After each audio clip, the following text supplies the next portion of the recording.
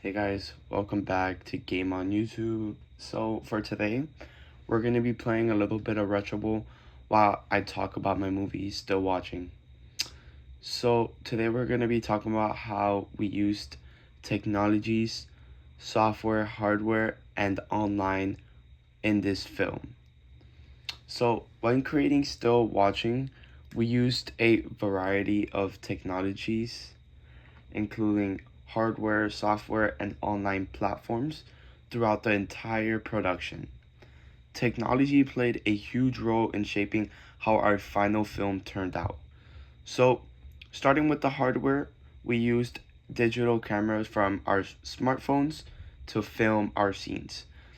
Even though smartphones are simple, they allowed us to capture high quality footage while staying flexible with movement, especially during POV shots. For more stable scenes, like dialogue between characters, we used tripods to keep the camera steady and make the film look more professional.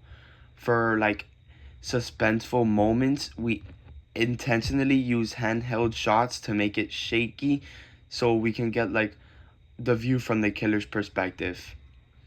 And then lighting was also very important. We adjusted natural lighting and position lamps carefully to show shadows and darker atmosphere that fits the horror genre. In terms of software and editing, which was one of the most important parts of this whole process, we used editing software like CapCut to cut scenes together, adjust pacing, and add sound effects. Through the editing, I learned how important timing is in horror. Like, for example, delaying a cut or holding a shot a little longer can build tension and make the audience uncomfortable, suspenseful.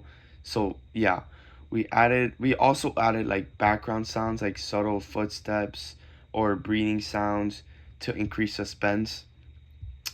The software allowed us to control volume levels. So if we wanted something, a little lower, we would lower it. Something a little higher, we would higher it. We could fade in the music, fade it out. So it just gave us so many options to work with. Online technology played a major role. We used the internet to research horror films, conventions, and analyze other slasher openings to understand what techniques are commonly used for this genre. So this basically helped us apply similar conventions while using our own creativity.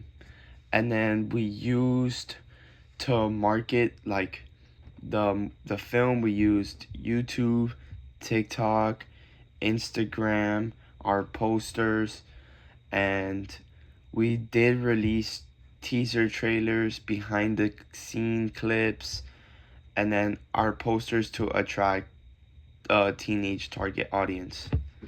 So yeah, overall, using hardware, software, and online platforms helped us create a more professional industry style media product. It allowed me to develop my technical skills as well, while also understanding how technology influences storytelling and audience. Alright guys, thank you so much for watching. Go check out our movie Still Watching, now in theaters.